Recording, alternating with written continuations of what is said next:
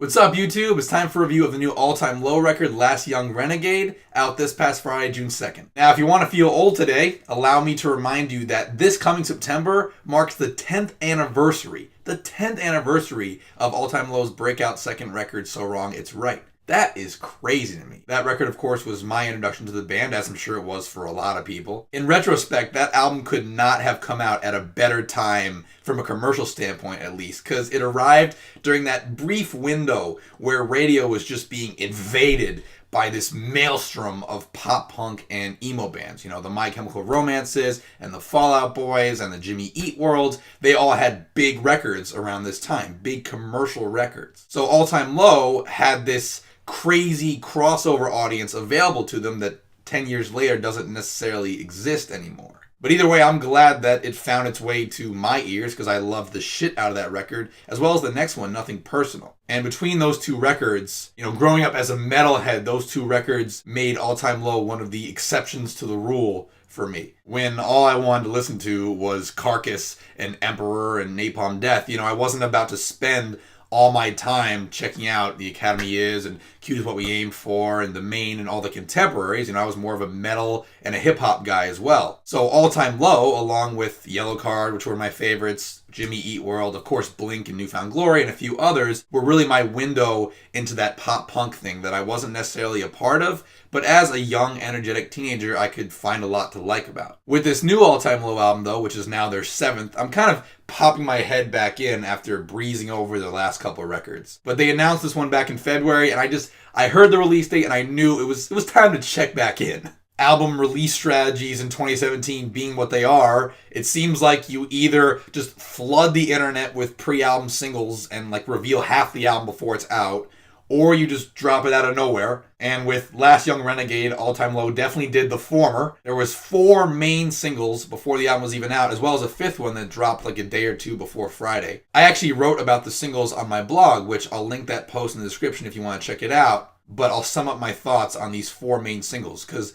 they did give us 4/10 of the album. So the title track, which is also the album opener, I thought was great. It's high energy and full of life and just reeks of classic All Time Low. I feel like with this one, they deliberately shoot for anthem out of the gate, and I think this one meets its mark. There's 2 things in particular that I think help this track succeed. Number 1 is just that addictive, clean guitar line that happens in the verses and later doubles as the piano outro. I feel like this clean guitar part really gives this song a hook within a hook and makes it feel complete, as opposed to one of those songs where the chorus is everything and the rest is just an afterthought. I feel like that happens a lot in pop punk. But here we have a chorus to look forward to, but we have hooky, catchy parts surrounding it. And the second detail I'll point out about this song is that those first 5 syllables in the chorus, "You Were My Last Young," are accented collectively by every instrument. And I really feel like it gives the chorus this momentous punch that then sets everything in motion. Then there was Dirty Laundry, which I also enjoyed. This song is like the ultimate fake out because the first couple minutes have such a subdued,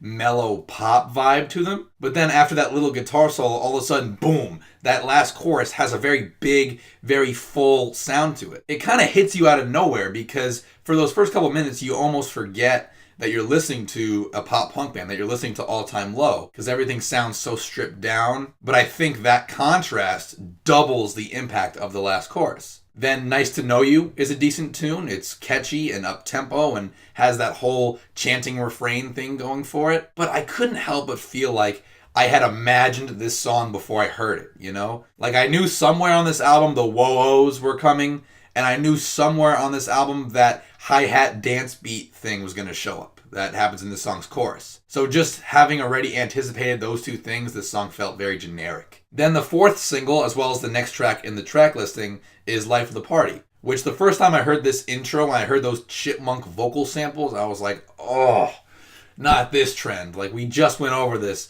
with the Linkin Park album, as well as every pop song in 2017. But the more I listened, the more I fell in love with this tune. It is more of a thoroughbred pop song in that it eschews electric guitars or punky rhythms or anything, but I just really love the lyrics. The lyrics are kind of in that I took a pill in Ibiza vein, in that you've got rich, successful music star moping about how empty his hedonistic lifestyle is.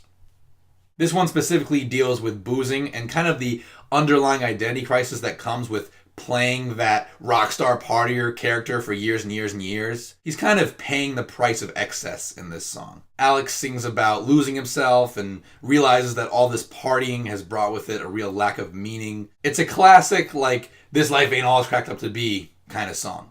And what's great is when you listen to it, you really can visualize him in this hotel room surrounded by a bunch of passed out strangers who are only hanging out with him because he's famous and out drinking. So overall, these singles had me psyched to hear the rest of Last Young Renegade because I liked what I was hearing and I want to see if these remaining 6 songs would deliver as well. Unfortunately though, I'm not really into a majority of these other songs. I'm feeling slightly let down. For me, that spunky energy that I look to this band for is missing from a bunch of these tracks. And a lot of that could just be the absence of distorted electric guitars, because a lot of these songs are not very electric guitar driven. A song like Afterglow, for instance, uses those same corny vocal effects that Flo Rida song Cake uses that's on the radio right now. Afterglow pretty much forgoes guitars entirely, whereas a song like Nightmare has some clean ones, but they have more of like a subtle supplemental role. Then there's Good Times, which combines acoustic guitars with more of like an electronic vibe. Which, hey, I love Dirty Laundry and Life of the Party for taking things in more of that poppy, less rock-oriented direction. I think that's cool. But a whole album dominated by that sound is a bummer. Like when you're listening to this album all the way through, when Nice to Know You pops up in the middle of that track list, it feels like this enormous breath of fresh air after the 3 songs that precede it. It feels like this adrenaline shot to an album that's like rapidly losing energy. It's like, thank God, there's some guitars, there's some fucking liveliness, which I just think that, maybe it's just me, but I think that the band loses a lot of without the electric guitars. But, big but here, the song Ground Control with Tegan and Sara, fucking amazing. Nothing I just said applies to this song. This song is electric guitar abandonment done right. Powered by such a strong hook. It's blissful, it's uplifting. I love the blend of their voices. I actually picture spaceships taking off as I hear this chorus. And musically, this song is like 3 times as dense as any other song in this track list. It's got layers and layers of guitars and keys and vocal harmonies and special effects. This might be a weird reference, but between the lightly palm-muted guitars and some keys and a little bit of an outer space theme, as well as a loud, bombastic snare drum, it all feels kind of reminiscent of Def Leppard's Hysteria album for me, especially the first 2 songs on that album. But either way, this song is an absolute home run. But yeah, other than Ground Control, these other tracks don't really excite me. I think a lot of it has to do with me just not vibing with the lyrics. Like the song Good Times is just coated in this sappy, wistful nostalgia. There's lines like, remember how we laughed till we cried, I'll never forget the good times. It just makes me wince. As does my least favorite song on the album, Nightmares, with lyrics about pulling the covers up and how it's hard to be brave when you're alone in the dark.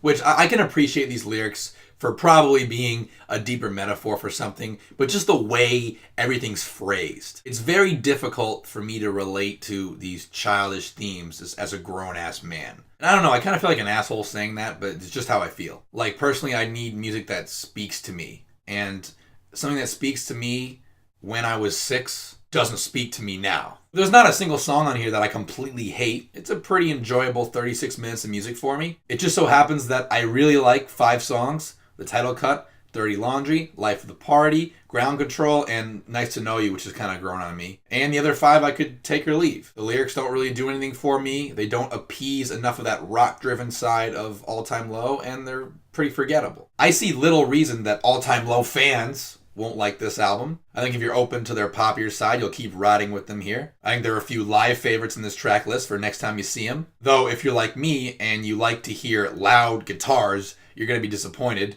There's like 2 songs worth of that on here. But I'll be continuing to come back to the songs I like on here because the good moments are great, especially Ground Control, which is like one of the best songs I've heard all year. So overall, I'm feeling positive on this album. Last Young Renegade gets a 6 out of 10 from me. As always, thanks so much for watching. Be sure to subscribe, leave a comment, or shoot me a message so we can continue to talk music, and I'll see you guys soon.